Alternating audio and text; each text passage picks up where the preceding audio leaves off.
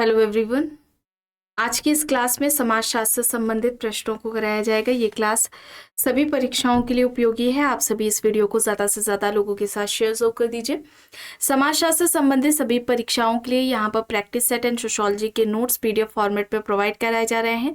इससे संबंधित जानकारी के लिए यहाँ पर एक व्हाट्सएप नंबर दिया गया है जिस पर आप मैसेज करके पूरी जानकारी ले सकते हैं। यहाँ पर एक कॉम्बो ऑफर चलाया गया है। आप पीजीटी एग्जाम का आपने तो देखा ही है। ये जो प्रैक्टिस सेट है काफ़ी समय से आया है। कॉम्बो ऑफर अभी जल्दी ही शुरू किया है जिसमें प्रैक्टिस सेट एंड सोशियोलॉजी के नोट्स ये दोनों ही प्रोवाइड कराए जा रहे हैं पीडीएफ फॉर्मेट में। इसके अलावा Bihar PGT and Bihar state exam के लिए प्रैक्टिस सेट के बारे में सोशियोलॉजी के आप सभी कह रहे थे, तो ये आ चुका है। और बिहार शिक्षक भर्ती, चाहे वो बिहार स्टेट या पीजीटी की परीक्षा हो, इसके लिए भी एक कॉम्बो ऑफर चलाया गया है। कॉम्बो ऑफर का जो प्राइस है ये कुछ ही समय के लिए कम किया गया है। बाद में ये इसके जो प्राइस है सही, मतलब कि जो रियल प्राइस है वो उसी प्राइस पे ये प्रोवाइड कराया जाएगा। अब बात की जाए समाजशास्त्र के नोट्स की, तो ये नोट्स सभी परीक्षाओं को ध्यान में रखकर तैयार किए गए हैं। सभी परीक्षाओं के लिए उपयोगी है, आप इन्हें ले सकते हैं। राजस्थान असिस्टेंट प्रोफेसर का जीएस का प्रैक्टिस सेट भी आपको यहाँ पर मिल जाएगा जिसमें आपको 15 टोटल प्रैक्टिस सेट देखने को मिलेंगे। आप सभी इस वीडियो को ज़्यादा से ज़्यादा लोगों के साथ शेयर जरूर कर दीजिए। बस कुछ ही देर में क्लास शुरू होने वाली है।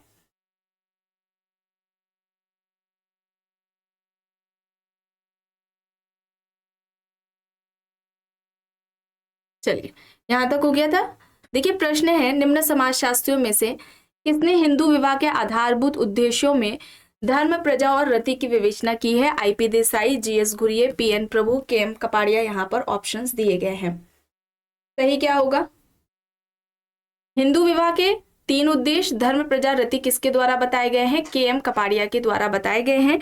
केएम कपाड़िया, यहाँ पर विकल्प डी होगा। ठीक है, विकल्प डी यहाँ पर राइट होगा। और हिंदू विवाह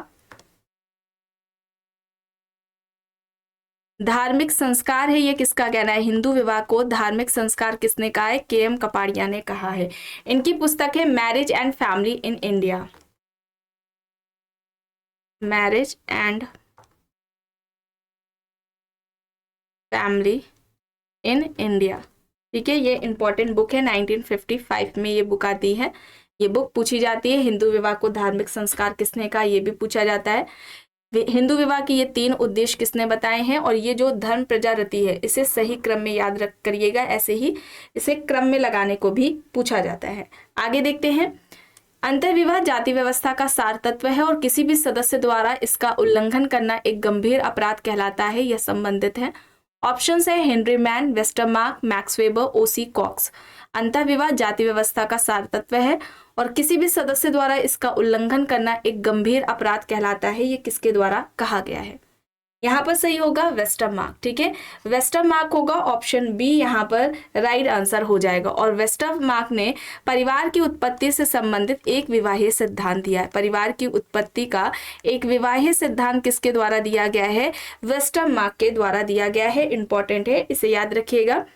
प्रश्न है, सामाजिक विघटन का मुख्य कारण सांस्कृतिक तथा संस्थागत विघटन है। यह कथन किस विद्वान द्वारा कहा गया है? यह कथन है किसका? Spengler, Toynbee, Karl Mannheim, Sorokin. यहाँ पर ऑप्शंस दिए गए हैं। सामाजिक विघटन का मुख्य कारण सांस्कृतिक और संस्थागत विघटन है, किसका कहना है?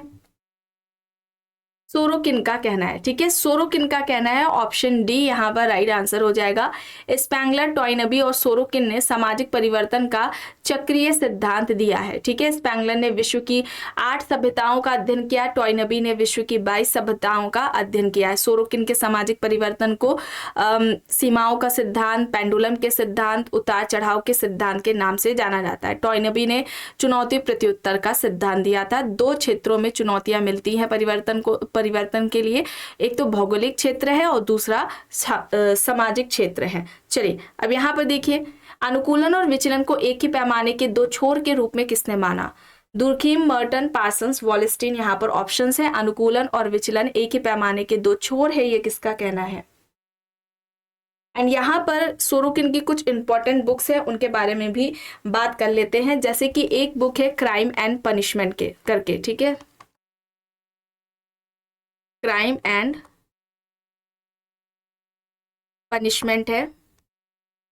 ये एक इनकी पुस्तक हो जाएगी। सिस्टम ऑफ सोशोलॉजी है, सिस्टम ऑफ सोशोलॉजी है, ये सोरोकिन की है।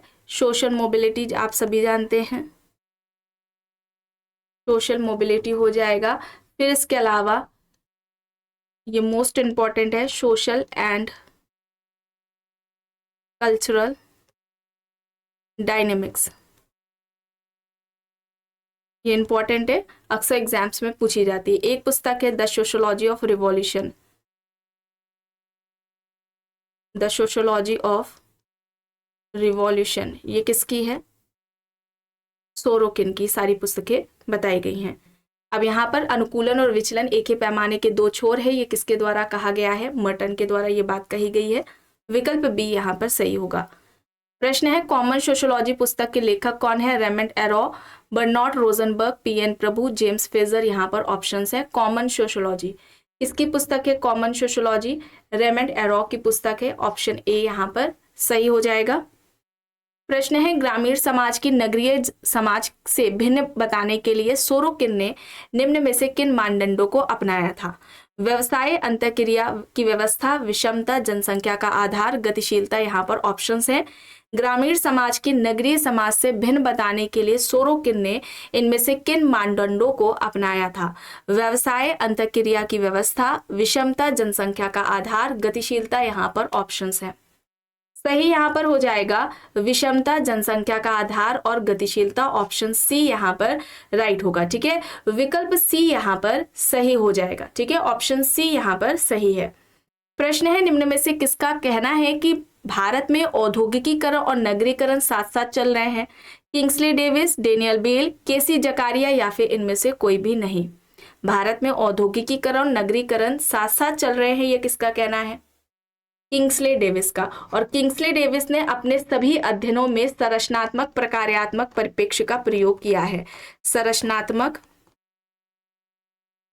प्रकार्यात्मक परिप्रेक्ष्य का या उपागम का प्रयोग किया है अपने सभी अध्ययनों में किंग्सले डेविस ने। ह्यूमन सोसाइटी इनकी पुस्तक है, मानव समाज इनकी पुस्तक है। सामाजिक स्त्रीकरण का प्रकार्यात्मक सिद्धांत किंग्सले डेविस ने विल्बर्ट मूर के साथ दिया है। प्रश्न है सोशोलॉजी ऑफ रिलीजन। ऑप्शंस में Max Weber, Durkheim, Tylor, R K. Merton यहाँ पर दिए गए हैं। सोशोलॉजी ऑफ रिलीजन किसके द्वारा ये पुस्तक दी गई है? मैक्स वेबर की ये पुस्तक है। ऑप्शन ए यहाँ पर सही हो जाएगा। प्रश्न है संघर्ष और प्रतिस्पर्धा विरोध के दो स्वरूप है जिनमें प्रतिस्पर्धा अवैतिक है जबकि संघर्ष का रूप वैतिक होता है, यह किसका कहना है? यहाँ पर ऑप्शंस है Robert park and Burgess, max weber, Kingsley Davis, green यहाँ पर दिया गया है। सही यहाँ पर क्या होगा? राइट आंसर यहाँ पर क्या है? Robert park and Burgess. Option A यहाँ पर राइट आंसर हो जाएगा। प्रश्न है जब दो लोग एक दूसरे के साथ अंतःक्रिया करते हैं तो वे बनाते हैं एक समाज, एक संस्था, एक संघ, एक युग्मीय समूह। जब दो लोग एक दूसरे के साथ अंतःक्रिया करते हैं तो वे किसका निर्माण करते हैं? एक युग्मीय समूह का निर्माण करते हैं। ऑप्शन डी यहाँ पर राइट आंसर हो जाएगा। ठीक है, ऑप्शन डी यहाँ पर राइट होगा। और जॉनसन की बात करें तो जॉनसन ने समूह निर्माण के लिए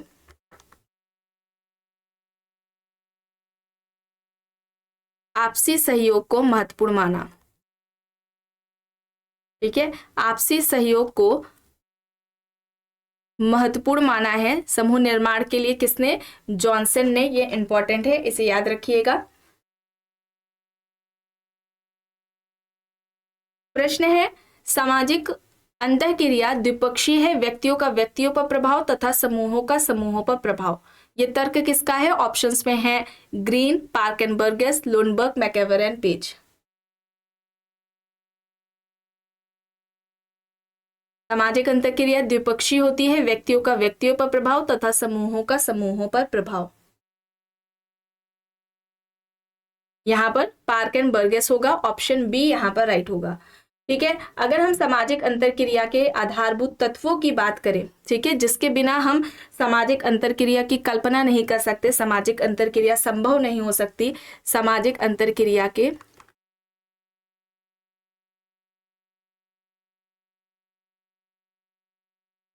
मूलभूत या आधारभूत तत्व ये दो हैं। ठीक है, एक तो सामाजिक संपर्क है और दूसरा क्या हो जाएगा, दूसरा हो जाएगा संचार। इंपॉर्टेंट है, याद रखिएगा। ठीक है, दूसरा हो जाएगा संचार। और अगर हम बात करें गिलिन की, ठीक है, गिलिन की बात करें तो सामाजिक अंतरक्रिया की जो पहली अवस्था है, सामाजिक अंतरक्रिया की पहली अवस्था क्या है, संचार है। ठीक है, संचार को सामाजिक अंतरक्रिया की पहली अवस्था किसके द्वारा, सॉरी, सामाजिक संपर्क को बताया था। ठीक है, संचार नहीं होगा, संपर्क होगा, सामाजिक संपर्क। ठीक है, सामाजिक संपर्क को गिलिन ने सामाजिक अंतरक्रिया की पहली अवस्था बताया है। और गिलिन ने सामाजिक अंतरक्रिया की ये जो पहली अवस्था है संपर्क, इस संपर्क के दो प्रकार बताए हैं। पहला इन्होंने बताया है प्रत्यक्ष सामाजिक संपर्क। ठीक है, प्रत्यक्ष सामाजिक संपर्क। दूसरा हो जाएगा अप्रत्यक्ष सामाजिक संपर्क। अप्रत्यक्ष सामाजिक संपर्क।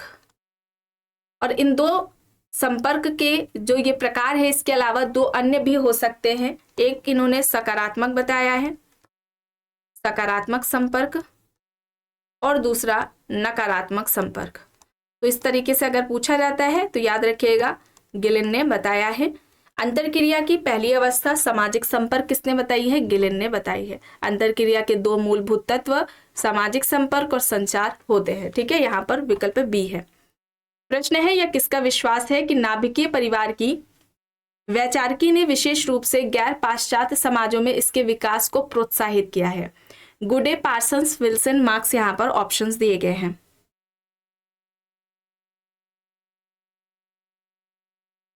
यहाँ पर सही हो जाएगा गुडे। ठीक है, गुडे होगा, ऑप्शन ए यहाँ पर राइट होगा। भूमिका सौदेबाजी की अवधारणा इन्होंने दी है।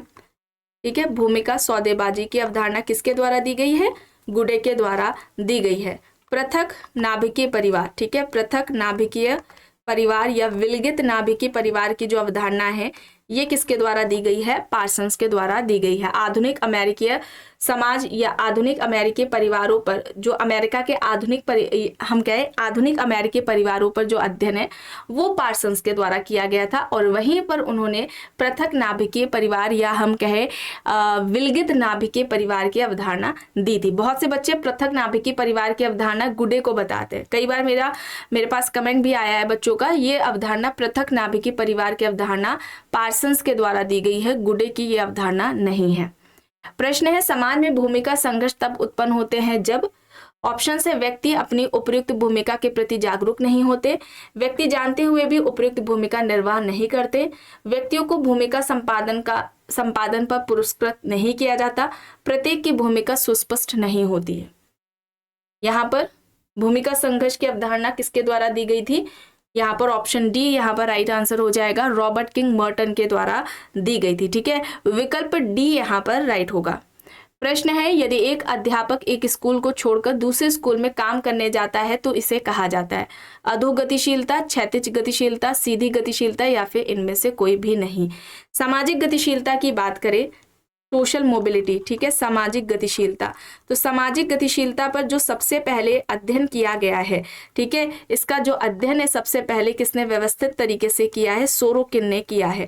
सामाजिक गतिशीलता के दो प्रकार सोरोकिन ने बताए हैं। पहला हो जाएगा क्षैतिज गतिशीलता, ठीक है, क्षैतिज गतिशीलता है, और दूसरा हो जाएगा उद्रक या रैखिक गतिशीलता, उद्रक या रैखिक गतिशीलता। अब हम क्षैतिज गतिशीलता की बात करें तो इसमें व्यक्ति के पद में परिवर्तन होता है, नहीं, स्थान में परिवर्तन होता है। ठीक है, व्यक्ति के पद में परिवर्तन नहीं है, स्थान में परिवर्तन होता है। उद्रक या रैखिक गतिशीलता में पद में परिवर्तन है, स्थान में हो भी सकता है और नहीं भी हो सकता है। ठीक है, यहाँ पर देखिए एक अध्यापक एक स्कूल को छोड़कर दूसरे स्कूल में काम करने जाता है, यानी कि उसका अध्यापन का कार्य है, वो पढ़ाने जा रहा है, उसका स्टेटस में किसी भी तरीके का कोई परिवर्तन नहीं है, एक स्कूल को छोड़कर दूसरे यानी कि स्थान में परिवर्तन है, ये क्षैतिज परिवर्तन हो जाएगा। यहाँ पर ऑप्शन बी है सही। प्रश्न है किसी भी देश में प्रजननता की दर प्रभावित होती है सामाजिक सांस्कृतिक कारकों से, मनोवैज्ञानिक कारकों से, जैविकी कारकों से या फिर उपयुक्त सभी कारकों से। तो यहाँ पर ये सभी हो जाएगा, विकल्प डी यहाँ पर सही हो जाएगा। अब देखिए प्रश्न है यह विश्वास की विशिष्ट वस्तुओं में वैदिक आत्माओं का निवास होता है कहलाता है जीवात्मावाद, जीववाद, जादू, आध्यात्मिकतावाद। यहाँ पर राइट क्या हो जाएगा, यहाँ पर जीववाद हो जाएगा। और जीववाद का जो सिद्धांत है ये किसके द्वारा दिया गया है, टाइलर के द्वारा दिया गया है। ठीक है, जीववाद का जो सिद्धांत है ये टाइलर के द्वारा दिया गया था। प्रकृतिवाद का सिद्धांत, ठीक है, प्रकृति धर्म की उत्पत्ति का प्रकृतिवाद का सिद्धांत मैक्स मूलर ने दिया है। किसने दिया है, धर्म की उत्पत्ति का प्रकृतिवाद का सिद्धांत मैक्स मूलर के द्वारा दिया गया था। निम्न में से किसने भारतीय ग्रामों को ज्वाइंट और सिविलिट्री में विभाजित किया, मिलर, एचमेन, मैकमेरिट, एससी दुबे। यहाँ पर ऑप्शंस हैं।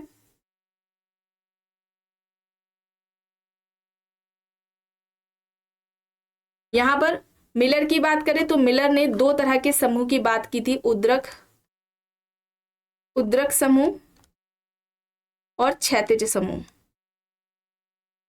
अब देखिए यहाँ पर क्षैतिज गतिशीलता और एक सेकेंड, देखिए क्षैतिज गतिशीलता और उद्रक या रैखिक गतिशीलता की बात किसने की थी, सोरोकिन ने की थी। इन्होंने गतिशीलता की बात की है। और यहाँ पर उद्रक और क्षैतिज समूह की बात किसने की है, मिलर ने की है, ये याद रखिएगा।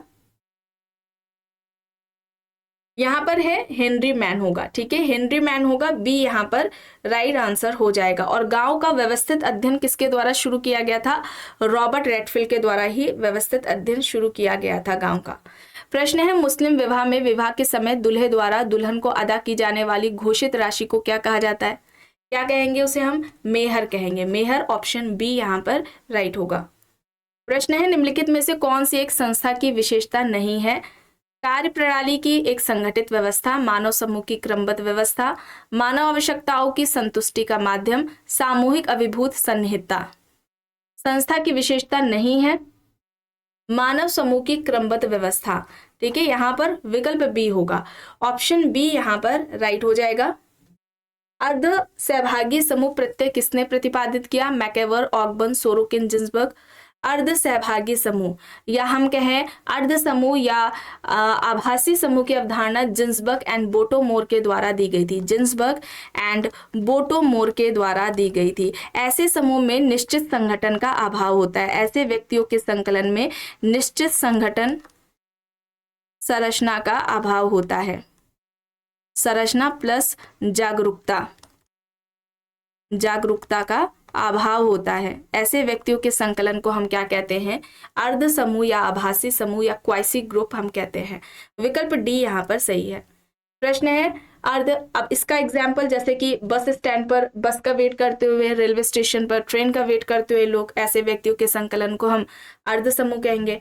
प्रश्न है अर्ध प्राथमिक समूह। अब देखिए यहाँ पर अर्ध समूह था, ठीक है, अर्ध सहभागी समूह या केवल अर्ध समूह या आभासी समूह लिखा हुआ आता है, यहाँ पर बीच में प्राथमिक लगा है। तो अर्ध प्राथमिक समूह की अवधारणा किसके द्वारा दी गई है, कूले के द्वारा दी गई है। ठीक है, अर्ध प्राथमिक समूह की अवधारणा कूले ने दी है। और ऐसे समूह में प्राथमिक और द्वितीयक समूह दोनों की ही विशेषताएं पाई जाती हैं। आकार सीमित होता है, तो इस दृष्टि से हम कह सकते हैं प्राथमिक समूह की विशेषता, और संबंध द्वितीयक समूह से घनिष्ठ होते हैं। ठीक है, तो इन दोनों ही समूहों की विशेषता अर्ध प्राथमिक समूह में पाई जाती है और ये कूले के द्वारा अवधारणा दी गई है। प्रश्न है अंतःक्रिया में संलग्न व्यक्तियों का संगठित संग्रह समूह है या तर्क किसका है, Small, Hart and Race, Merrill, Eldridge, Bottomore. यहाँ पर ऑप्शंस हैं। अंतःक्रिया में संलग्न व्यक्तियों का संगठित संग्रह समूह है, ये किसका कहना है, तो यहाँ पर राइट होगा हॉट एंड रेस। ठीक है, हॉट एंड रेस होगा, ऑप्शन बी यहाँ पर राइट आंसर होगा। प्रश्न है किसका तर्क है कि औद्योगिकीकरण नाभिकीय परिवार की उत्पत्ति का कारण नहीं है, बल्कि नाभिकीय परिवार ने औद्योगिकीकरण की प्रक्रिया को बढ़ाने में सहयोग किया है। एंजल्स, पीटर लॉस्लेट, मॉर्गन ब्रिफोर्ट यहाँ पर ऑप्शंस हैं। किसका तर्क है कि औद्योगिकीकरण नाभिकीय परिवार की उत्पत्ति का कारण नहीं है, बल्कि नाभिकीय परिवार ने औद्योगिकीकरण की प्रक्रिया को बढ़ाने में सहयोग किया है। यहां पर क्या होगा?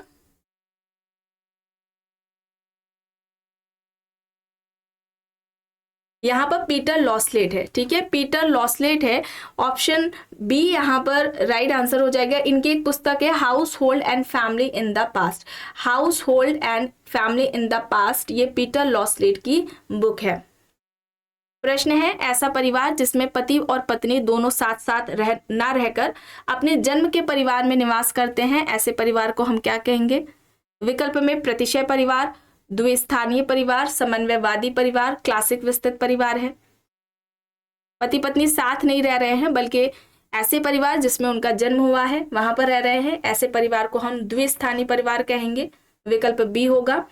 आखिरी प्रश्न है सामाजिक पद विशेष से जुड़े विशिष्ट कर्तव्यों तथा अधिकारों के इर्द गिर्द संगठित व्यवहार के विन्यास को कहते हैं भूमिका, प्रस्तुति, प्रतिष्ठा, शक्ति। यहाँ पर क्या हो जाएगा? सामाजिक पद विशेष से जुड़े विशिष्ट कर्तव्यों और अधिकारों के इर्द गिर्द संगठित व्यवहार के विन्यास को क्या कहा जाएगा? भूमिका कहा जाएगा, ठीक है, रोल कहा जाएगा। स्टेटस एंड रोल की बात किसने की है? रॉल्फ लिंटन ने की है, याद कर लीजिए, रॉल्फ लिंटन ने की है। संयुक्त रूप से प्रस्तुति एवं भूमिका की बात लिंटन ने की है। द स्टडी ऑफ मैन इनकी पुस्तक है, ये पुस्तक डायरेक्टली पूछी जाती, द स्टडी ऑफ मैन, या फिर किस पुस्तक में लिंटन ने प्रस्तुति एवं भूमिका की बात की है, और ये पुस्तक 1936 में आती है। इस तरीके से पूछा जाता है। प्रस्तुति के दो प्रकार बताए हैं, ठीक है, प्रस्तुति के जो प्रकार हैं ये दो प्रकार हैं, प्रदत्त प्रस्तुति और अर्जित प्रस्तुति। प्रदत्त प्रस्तुति और अर्जित प्रस्तुति। प्रदत्त प्रस्तुति व्यक्ति को जन्म से प्राप्त होती है, ठीक है, जाति, लिंग है, आयु है, ये जन्म से मिल रही है। अर्जित प्रस्तुति व्यक्ति योग्यता से प्राप्त करता है, योग्यता, कुशलता से प्राप्त करता है, ठीक है, जैसे डॉक्टर बन रहा है, आईएएस ऑफिसर, टीचर बन रहा है, तो ऐसी प्रस्तुति व्यक्ति की जैसे वह योग्यता से प्राप्त कर रहा है उसे हम अर्जित प्रस्तुति कहेंगे। और ये दो प्रकार लिंटन द्वारा बताए गए हैं। तो आज की इस क्लास में बस इतना ही। आई होप ये आपको पसंद आई होगी। अगर पसंद आई है तो प्लीज़ लाइक करिएगा, कमेंट करके ज़रूर बताइएगा। चैनल पर अगर आप नए हैं तो चैनल को भी ज़रूर सब्सक्राइब कर लीजिएगा, एंड इस वीडियो को जितना हो सके ज़्यादा से ज़्यादा लोगों के साथ शेयर भी ज़रूर करिएगा।